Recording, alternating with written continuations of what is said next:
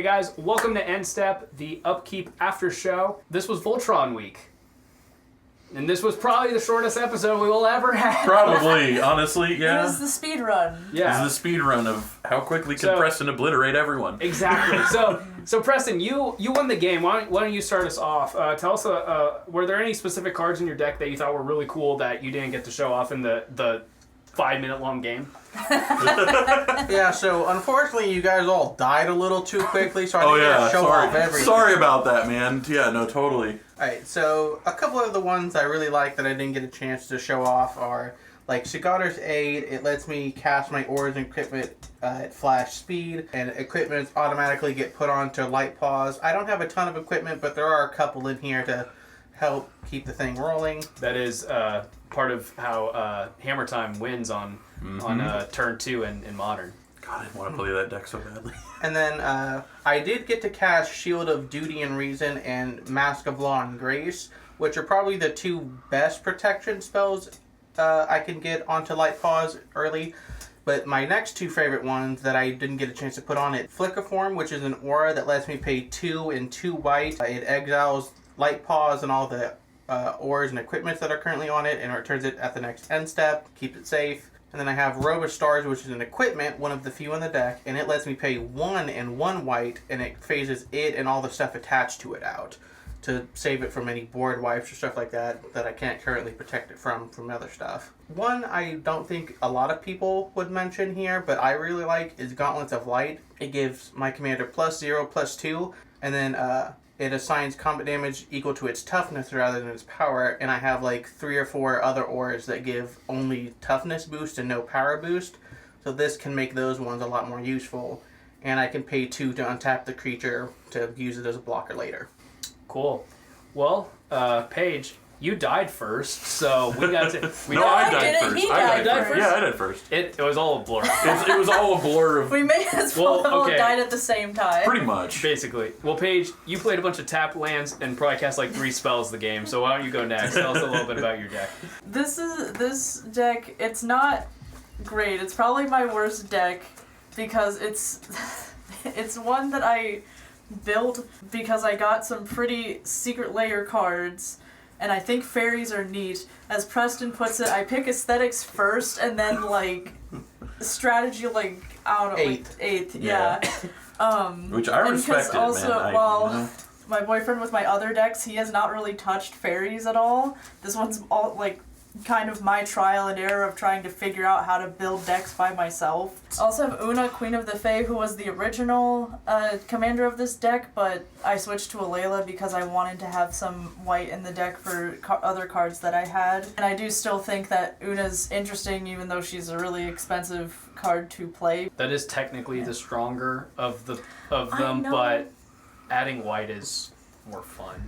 Yeah, it gives you more options. There's a lot, like Aetherios, God of Passage. Yeah, true, exactly. Great card. Really good card. He's And he could be used as a commander for different decks as well, so he's I have him really powerful. I have him as the commander for my Rat Colony deck. Yeah. Yes. Yeah, so he's neat. real strong. Also, speaking of artifacts, one of the ones that I like that I put into this is Wedding Ring, which is Just a fun little thing. That one's fun. That one's fun because especially with like Probably not in Voltron Reek, but well, I was generally. actually gonna say this would be a really weird game because then it's be like, all right, Tommy, you want to go to us versus the world? I'll kill you last. It's better in something that's not in like an entire Voltron game because then it's like I can use it to make it so I'm not losing as much life, essentially, if someone else is able to gain more. But then also, like, good for politics when you get into that in a Magic game, because you can be like, hey, this will give us both somewhat of an advantage, because especially since I have some other cards that have lifelink and stuff, too, that aren't just my commander. So I have a question for you before we continue. Is it actually, I mean, it's not like you cheated, right? You were decimated so fast, but like, is it actually a Voltron deck, or is it just like it's one of the themes of it that I'm trying to work with, because because since it's so many colors, there's multiple themes in it where it's like the overarching themes of it are supposed to be Voltron and Control. So maybe just need to work on like focusing it a little bit more. Yeah, sure. You need to get rid of all the cards you like to make it good, but No. you like those cards. Yeah, they're pretty. That is an interesting predicament. Especially because this one, the Glen Elendra Archmage, this one's my favorite one, and it's the whole reason I made the deck, because I was given this one as a gift from Brandon, and then I was like, I want to make a fairies deck so I can have this in it. And Glen isn't even that good. But it looks pretty. cool. But it's pretty, damn it. They're pretty. Well, so Tommy, I feel like I kind of forgot that you died first because It was basically one long turn of you all dying. Yeah, pretty much. Yeah, it was all a blur. It happened so fast. But I feel like besides Preston, obviously, you kind of got to do the most as far as like establishing your board state, kind of showing off what your end goal is probably going to be with the deck. But yeah, what are a couple of the cards that you really like that we didn't get to see? So yeah, one thing that I didn't get to take a whole lot of advantage of was the commander ability itself. Galea is interesting because she lets me look at the top card of my library, and I can also cast aura and equipment spells from the top of my library. When an equipment especially enters the battlefield this way, it gains, when this equipment enters the battlefield, attach it to target creature you control. So not only can I play stuff from the top of my deck, but if it's an equipment, I can basically skip paying its equip cost, which I should have pulled it out, but I have some things in here that have pretty pricey equip costs, like Colossus Hammer. It only costs 1 or 2 to play, but it costs 10 to equip it. Right. So, or 8 to equip it or something like that. So I have some of those in there to hopefully try and take advantage of that. Not a whole lot, because I can't really bank on that, because otherwise it just turns into like a heart of the card situation, which could be fun. I won't win a lot of games doing that. A couple of things that I would have liked to see that would have been helpful in the game, especially this one with Light Paws. Calyx Destiny's Hand is a really cool planeswalker that I don't see a whole lot, and he's kind of situational, but this would have been a perfect situation for him, mainly because of his -3 ability. Exile target creature or enchantment you don't control until target enchantment you control leaves the battlefield. If Preston didn't build up as fast as he did, which is, it's Light Paws, so it's just going to happen fast, that could have helped sort of mitigate some of the pain from Light Paws there. I could, exile either Light Paws or some of the more annoying enchantments on it to just keep it out of there for a little bit until something I had died. Yeah, you kind of got to see what my deck is trying to do, which is I play a bunch of mana rocks, and I play a bunch of jank card draw, and I just get into Kozilek and start swinging. And honestly, Kozilek has some evasion on him, and he's big enough that like I do run equipments to help push through the damage with I have some stuff that boosts his power, and I have some stuff that gives him trample or flying or something. The double strike one you had out. Yeah, Double double, and because he's a 12/12, if he makes contact with double strike and there's no blockers, that's instant kill with commander damage. So the only other specific card I want to mention right now in the deck is Sensei's Divining Top, because I just bought it for one of my other decks, and I threw it in here, and when I was playtesting, I was on the fence. I was like, how does this card function in a deck like this? Well, it just goes bananas. So I was playtesting it earlier today, and I would draw my hand, but I would make sure I always had Sensei's Divining Top, so just for my playtesting, and it makes your turn so much more explosive. It lets you do so much more on your turn. So that was something that if I had that in the first couple turns of the game, I probably would have been able to catch up. But that's just a really sweet card. I think I know the answer to this question, but Preston, how do you think your game went? Do you think you played well? Was there anything that you wish you had done different? Well, technically, I was being as nice as I could by picking at random. I didn't keep going at one person until they die, which is what you're supposed to do with Voltron, but I was already kind of winning 5 times harder than I needed to be, so I didn't think I needed to. So technically, in that one regard, not playing optimally, but it's a fun format. You don't always have to play as optimally as possible. I didn't want to make everyone feel else feel that terrible that quickly. The deck is already pretty good at doing that. I don't need to go even harder. Overall, just a fair and balanced game of Magic. Yeah. As Richard Garfield intended. This is how Magic should be. I'll This is say, how Magic should the be played. discussion about the game is going to last longer than the game itself. And Mike, that game was so incredibly short. Yeah, no. Paige, what about you? Was there anything that, like, not necessarily, I mean, you can talk about upgrades for your deck if you want, but is there anything, like, you feel like you could have done differently in that game to help you, like, not die as fast? I think it was Myriad Landscape that I had out, is actually using that to get the white mana so I could play my commander at least, because That would have helped. that would have been something to put out there. I don't think it would have helped me in this specific the specific match at all, but it would have been something a little more than me playing a single helm and 2 fairies. Right. Well, what about you, Tommy? Was there anything at any point that you're like, oh, if I had played this differently, maybe the game would have gone more in my favor? I mean, not really, because like you said earlier, it kind of, I sort of, the reason I think, obviously the reason I died first is I set myself up as the biggest threat of the other three of us on the board. I was already starting to build up my commander and build up a board state. I had a pretty good amount of ramp, which, like I said earlier, this deck doesn't do mana ramp super great. There's some green in there. Not a whole lot of ramp green, mostly just to help kind of protect things. But, like, you didn't have, Yeah, like, a card in your hand or anything that you're like, oh, if I had cast this at a different time, maybe I could have lasted another turn or something? Not really. I mean, not really, because I had, Preston mentioned it, we were talking about the cards, Robe of Stars, I had that in my opening hand, which is really good.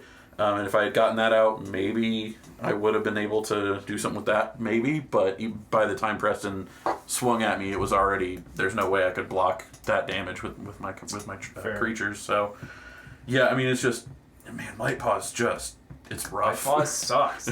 So I mentioned in the episode that I completely messed up my turn, and that's because I had Forsaken Monument in my hand. Yeah. So I could have played that first and then had enough mana to then also do other things. I also had in my hand Nevinral Disc, and because it's colorless, it would have at the moment killed Light Paws, but the problem is even if I had gotten it down, I didn't have any way to immediately untap it, so I wouldn't be able to activate it right away.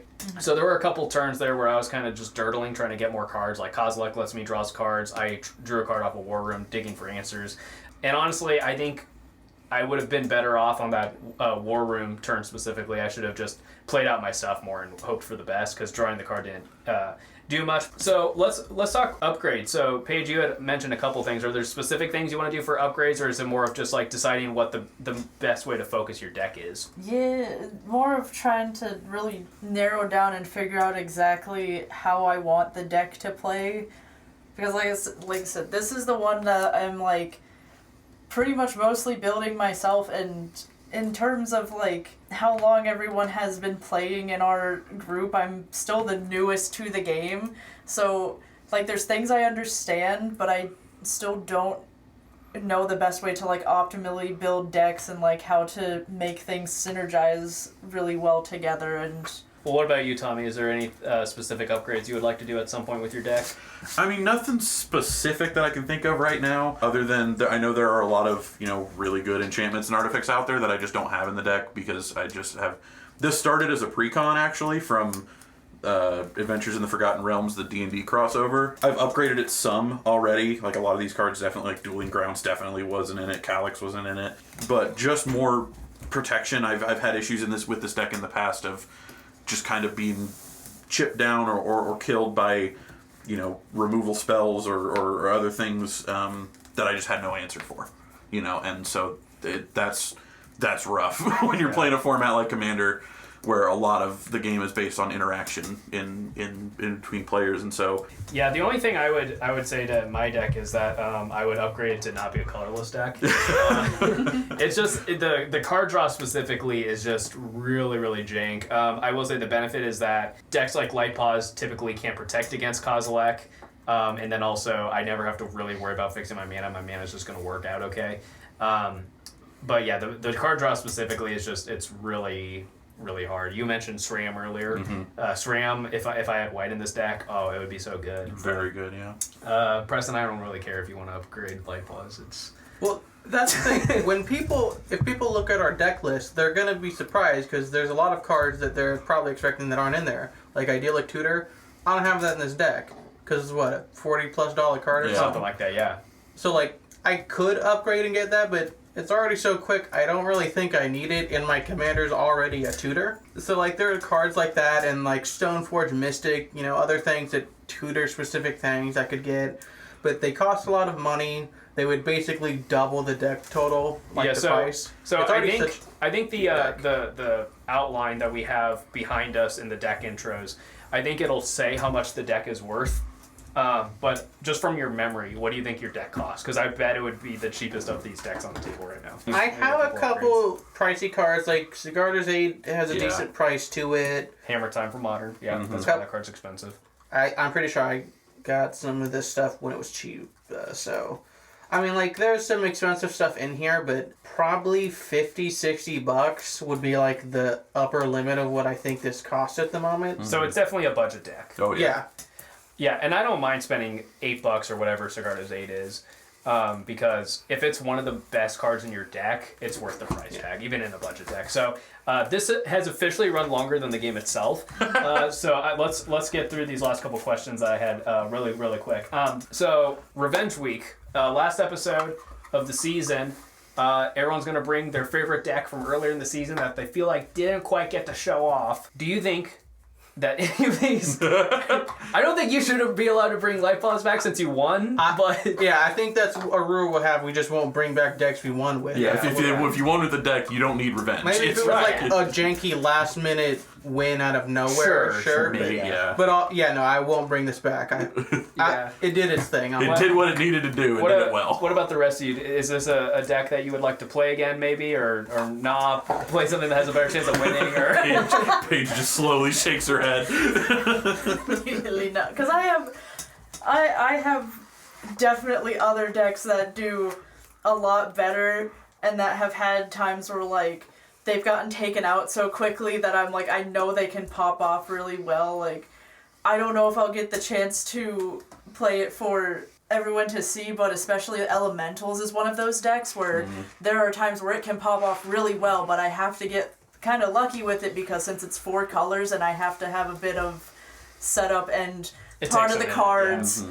But like it can be really cool when I get to enough elementals on the field and then I pull the pick a creature type and then I take cards out of however many I have on the field. I can't remember the name of the card right now, but Doubling Kindred season. Summons. Kindred Summons, yes. yeah. No, doubling season. Why did I say is a doubling di- season? is a I don't different know. card. But yeah, Yeah, Kindred completely Summons, different card, Kindred because I've Summons. done that before and essentially had all of my elementals Basically, on the you field. almost win the game right there. Especially if you have a Haze Enabler, you can probably just win there. Yeah. Oh yeah. Tommy, what are you thinking? Or is this one you want to bring back or not? Probably not. I mean, as it stands, this is probably the weakest of my commander decks. And so, you know, obviously, if I decide I really want to spend some money and upgrade it, maybe we could see it again. But I doubt it. I have a couple other ideas that would be better for Revenge Week. One in particular, I think is going to be really fun that you may or may not have seen yet, depending on when this episode comes out. But yeah, no, I don't. I highly doubt we will see Galea again. It's a fun deck. I love playing it, but it's like I said, it's probably the worst of my 3 and definitely the most casual of my 3. So probably. Yeah, I'm not convinced. I'll bring Kozilek back just because it's like it's really slow, as you can see, and there's a reason we don't see Voltron a lot in Commander is because it is just slower, and when you have multiple opponents, it just tends to be a little harder. Light Balls is the exception. I do really like this deck. It's probably my second or third Commander deck I ever built. It's been changed a decent amount since then, but you know, I've won a handful of games with it. It's not like I can't win with it. It takes a while, so if I'm at an aggro table, it just doesn't stand a chance. So I think it'll depend on how I do for the other games in this season, but I doubt this will be the deck I play in Revenge Week. But we'll see. So the last thing, 2 really quick questions. Bullets around. We'll just keep it yes or no, because this video is running quite a bit longer than the game. Yeah. What a dumb game! Yeah, no, yeah. How can you do this to us, Tommy? I think What? What? I think this is gonna these 2 questions are gonna answer themselves. So that's why I think let's just keep it to a yes or no. We'll go around. Would you want to play Voltron Week again on a future season? Yeah. No. With what I currently have, no. I think so. I like Voltron as just like a theme for a deck. I have fun with it, so I think I would enjoy playing it again. I would say I wouldn't be against it, but I won't put the effort into making sure that's like higher up on the list than anything else. Last question, yes or no? Should light pause be banned? No. No, but that's just because I also like light pause. It's a fox, man. It's my favorite. That's the predicament you run into. Should it be banned? Not when I'm playing it, like, you know. But I'm a big proponent of Commander's a casual format. Go easy on the ban list. So I mean, like, Well, okay. What if we kind of talked about it during the game, and we should do a podcast episode about it at some point. But what if we brought back the 2 different ban lists, banned as a commander and then banned 99? I think could we ban it as a commander? I could see that banning it as a commander. I think because that's for how cheap it is and how powerful it is. It's a very, very powerful, very hard to counter commander. So I could see that. Yeah. But I'm also, like I said, commander's a casual format. It's supposed to be a casual format. I mean, you guys wouldn't make me tear mine apart if it did get banned. No. Like, just don't pull it out that often. We don't care. Which I already don't. Well, yeah, I mean, that's the thing, too. I already have that feeling with light pause. I already don't like playing against it. But, like, you built the deck and you enjoy it, so I'm not going to tell you never play it, you know? So, I just don't want to see it that often. I mean, realistically, I wouldn't be that upset if it did get banned. I understand. Tutors are boring in Commander. It kind of defeats the purpose of the format, usually. I mean, you really could. I feel like there is, like, a fully optimized way to play light pause, where it's like you cast your first one, you immediately go get this one, and then next time you immediately go get this one. You make a list. You could easily turn it into a combo deck and win turn 2. I already know the first couple I get basically every game without very little exception, basically. And that's a budget deck already. If you put money into it, because tutors are expensive, so if you put money into it, you could make that deck do stupid stuff on turn 1. I remember initially when looking at light pause, I had the thought of putting it into my enchantments deck, but the problem with that is there's not a lot of auras in my enchantments deck. Right, yeah. Otherwise, it would have been in that as one of the 99. So then I was like, maybe it will do okay as its own commander just because I don't have enough of fit into my enchantments deck without... I don't have an enchantments deck, so this would be an interesting question. So,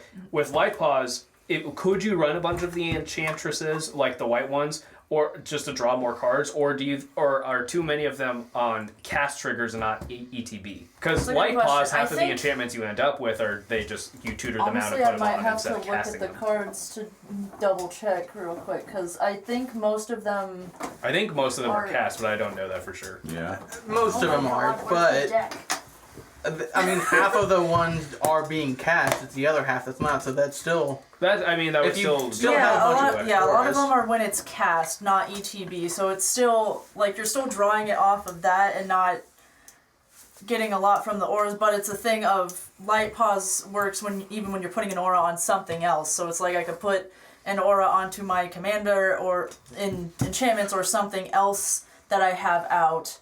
And then also onto light pause, so I have 2 big creatures getting built at the same time and are cheap because Sithis is also only 2 mana. And one thing I forgot to mention earlier is light pause triggers, even if I don't put it like on a creature, like there's 1 or 2 aura curses I have in here that do things that like will mess up my opponents while also getting something for light pause. So, yeah. Gotcha.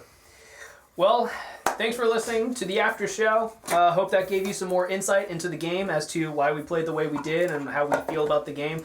And I encourage you, maybe not talk for 40 minutes, but have these kind of talks after the end of your games, and I think it'll make everyone in your play group a better player, and it'll give you ideas on how to make your decks better and all that. Make sure you're subscribed for the rest of the season.